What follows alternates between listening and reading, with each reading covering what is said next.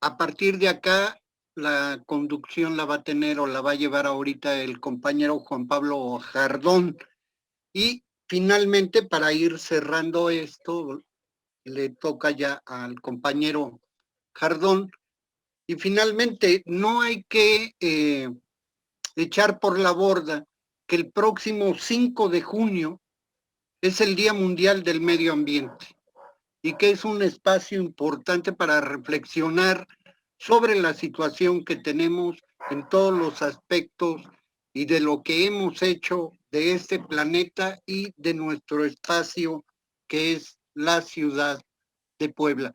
Pues gracias, en lo que a mí corresponde, tiene la palabra la compañera Rosa María, y darles gracias a todos ustedes por su participación. Adelante, Rosa María.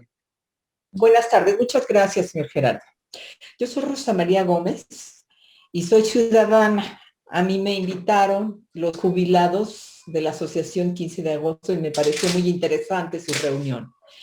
Y estoy verdaderamente preocupada por este tema. Lo dijo René Sánchez Garrido muy claro y quiero hacer una acotación. Lo estoy haciendo como ciudadana y los he escuchado como candidatos y como participantes para representar a Morena.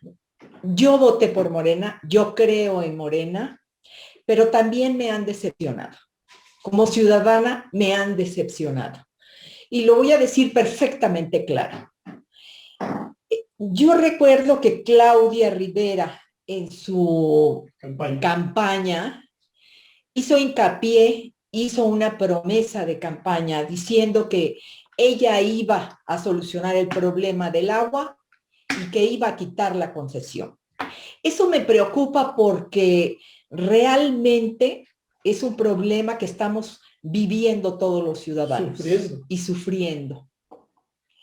Y que además es importante porque tiene una trascendencia mucho más grande, como lo dijo René, que nos están envenenando. O sea, no es un problema político, esto no es un problema económico, es un problema de salud. Y sí me preocupa que en el caso específico de Claudia Rivera, es una mujer que habla muy bien, que tiene un discurso muy preparado, muy articulado, pero lamentablemente de ese discurso a los hechos dista mucho. Y yo la estoy viendo desde el punto de vista como ciudadana. Y es importante que ustedes tengan presente la forma en que los miramos, en la forma en que, cómo los percibimos. Y es muy importante que no jueguen con nosotros. Y que no jueguen con nosotros porque nosotros hemos sufrido mucho. Yo soy jubilada del Seguro Social. Trabajé 34 años en el Seguro Social y fui víctima del prianismo. Porque el ser honesto era lo peor que podía pasar. Y hemos creído en Morena, hemos votado por Morena y seguimos creyendo en el cambio. Y obviamente yo de veras les sugiero, no se cuelguen en López Obrador. Hablen por sus acciones, hablen por su pensamiento y hablen por los resultados. Muchas gracias por haberme dado la palabra. Gracias a ti, compañera. Bueno, a nosotros nos consta el enorme esfuerzo, y nos tocó compartir parte de este esfuerzo, por avanzar en la desprivatización del agua bajo el comando de la compañera Claudia. Por alusión, y porque está pidiendo la palabra, por favor, Claudia, adelante. Sí, aunque me parece que se desconectó la compañera y eso es importante. Los diálogos tienen que hacerse así. No estoy desconectada. Es que no la vemos. ¿Sí? Es que ya no la veo. Es importante que en estos diálogos así nos sintamos, con absoluta confianza, porque esa es la razón me parece fundamental de que ciudadanos estemos ocupando estos espacios. A mí me tocó aprender de muchas de los compañeros y compañeras que están aquí. Mi inspiración es Andrés Manuel López Obrador porque yo pertenezco a esa generación. Soy una generación que no está o no tiene ninguna influencia con otra agenda política más que la del obradorismo. Esa es la realidad de muchas compañeras y de muchos compañeros que en esta generación lo aprendimos. A diferencia de algunos otros políticos, tanto los que han ido llegando al partido como de otros partidos, en el caso de muchas de las que están aquí, en el caso personal, yo no necesité un encargo para involucrarme en lo que le pasaba a mi país. Yo me asumí como protagonista del cambio verdadero porque me queda claro que no podemos dejar la responsabilidad en una sola persona. Por eso se formó el movimiento social más grande de América Latina y efectivamente nos comprometimos como Morena a remunicipalizar el agua, a desprivatizar el agua. A mí en 2008 me tocó marchar con muchos de los que están en este foro para evitar que se privatizara. No teníamos ningún encargo, quisimos y dimos la fuerza para que no se privatizara. Desafortunadamente no tuvimos el eco suficiente. En 2018 impulsamos una agenda como proyecto, por eso pedíamos 6 de 6, porque el esfuerzo es conjunto, la ley de aguas parte y es del ámbito federal y es un paso importante para que esto ocurra. Ya los que fueron explicando al inicio del foro compartieron esta amplitud. Desde abajo hacia arriba se pueden ir impulsando. A Jardón le tocó ver o acompañar parte de los procesos y realmente es complejo ponerse de acuerdo, empezar a sumar los colectivos y dentro de las facultades del municipio no está la desprivatización técnicamente, pero sí los elementos básicos para turnarlos al Congreso, que es a final de cuentas quien le toca hacer las modificaciones de la ley que aprobó y que hizo Moreno Valle, ¿no? O sea, toda es esta trayectoria. ¿Por qué lo describo así? Porque y hay una diferencia importante. En 2018 estábamos endeudados como municipio. Yo decía, la política de Andrés Manuel, de una política de austeridad republicana y saneamiento o combate a la corrupción, ¿para qué sirve? En 2018 lo que nos decían es que no se iba a poder remunicipalizar, que no íbamos a tener con qué, porque si no lo tuvieron antes y eso dio paso a que se privatizara, ahora con qué, si además el municipio estaba endeudado, si además no tenía cómo hacerse cargo del servicio. Este año es distinto, este año resulta que ya no tenemos deuda y eso le da mayor libertad al municipio de decidir, de disponer de sus recursos, tiene además una mejor calificación crediticia, es decir, otras herramientas que anteriormente no tenían. ¿Para qué sirve entonces el combatir la corrupción y la política de austeridad? Para ir quitándoles los discursos que no tenían evidencias de que era posible hacerlo de otra manera. Aquí en este camino solamente tenemos 2, y es cierto, sobre la marcha se pueden cometer errores técnicos, eso puede ocurrir, es inherente al ser humano. Lo que no es natural son los errores éticos y de repente hablarlo o decirlo sin esta responsabilidad que asumimos cuando pedimos el voto, por supuesto, tiene una lógica importante en la congruencia. A mí me corresponde dar la cara siempre. Y lo que dijimos como colectivo, mi obligación era decir, lo que estaba en mi cancha, se hizo o no se hizo. Por eso ahorita que hablábamos del Escazú, mencionaba y preguntaba a Luis, ¿cómo se comprometen desde los diferentes órdenes de gobierno? Porque al final ven que ahora vamos 3 de 3, porque es el mismo equilibrio. ¿Se puede hacer política de abajo hacia arriba? Sí, esa es la visión de la cuarta transformación del proyecto de nación. Migrar lo que antes era de manera muy vertical y de abajo hacia arriba, como viendo quizás a los municipios como subordinados. Ahora ir revirtiendo y aplicando una política municipalista requiere un verdadero empoderamiento y no puede haber autonomía si no hay finanzas sanas. Me parece que sí, es cierto, todavía falta avanzar, van 2 años de la transformación, revertir décadas y cuántos años. Imagínense, en 2018 estábamos luchando para evitar que se privatizara el agua.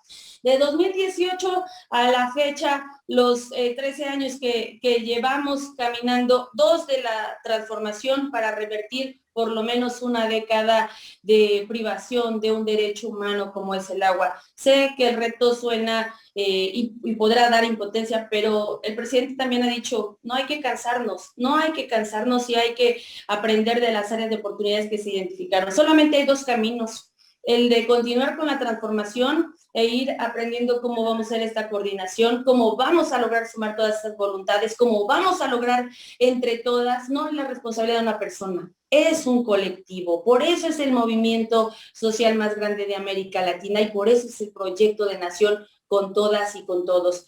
Y nada más hay dos, en lo que ya conocimos de las últimas décadas y esta apuesta que se le ha dado. La confianza en los ciudadanos y en las ciudadanas ocupando estos espacios, en la comunidad indígena, en nuestros compañeros y compañeras de lucha, o pues los políticos tradicionales. O sea, no hay, ven que no tenemos, es muy claro el camino que hemos ido formando como pueblo organizado, y yo estoy a las órdenes porque todo lo que digo, mi obligación es demostrarlo con material tangible. Mi obligación es decir, el proyecto de nación funciona. En este municipio a 2 años, esa política que ha aplicado Andrés Manuel alcanza para esto. Es decir, sí es el camino.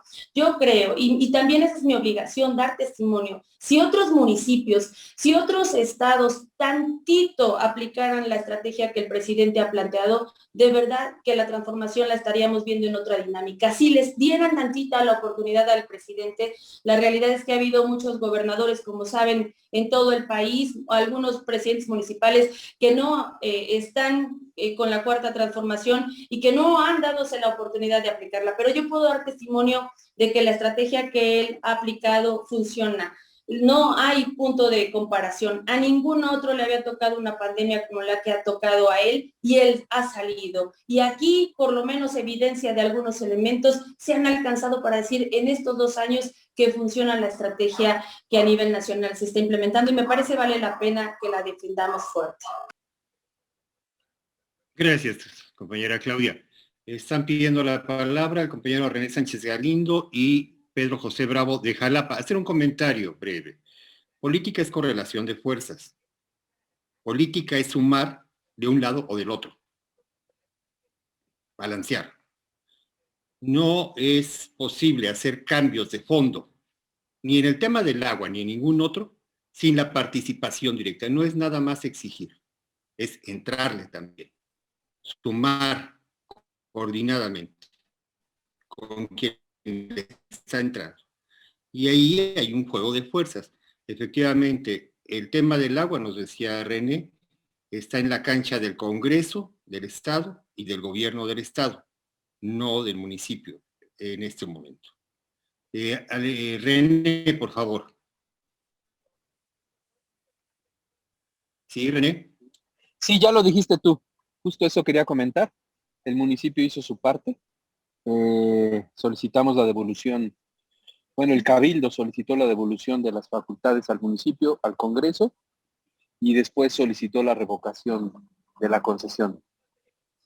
Votaron en contra el PAN y el PRI, y todo Morena votó a favor. ¿Es cuánto? Gracias, camarada René. Tengo anotados a Pedro Bravo, de Jalapa, a Alejandro Vadillo y al doctor Américo Saldívar, que está en Cuautla. Son bastantes participaciones. Pedirles que sean breves, por favor, camaradas. Pedro, por favor. Muy buenas tardes a todos. He escuchado con mucha atención las diferentes participaciones y me llevo la impresión de que hay una visión desarticulada, es decir, el problema del agua, el problema ambiental, en fin, como si fueran elementos aparte, ¿no? Yo siento que tenemos que generar una visión integradora. No sé si esté bien dicho el término, pero algo que nos permita integrar toda esta visión. Y yo siento, creo, considero que si vamos categorizando la situación como está ahora en una crisis civilizatoria, ¿sí? Podremos enfrentar el problema del agua, el problema energético, el problema, etcétera, como una serie de elementos necesarios para comprender en primera instancia la situación actual y en segunda instancia que nos permita un avance hacia adelante en el sentido de las políticas en términos de una crisis civilizatoria que no nada más está en México, por supuesto, ¿sí? Es una crisis civilizatoria global. Es todo. Gracias, Pedro.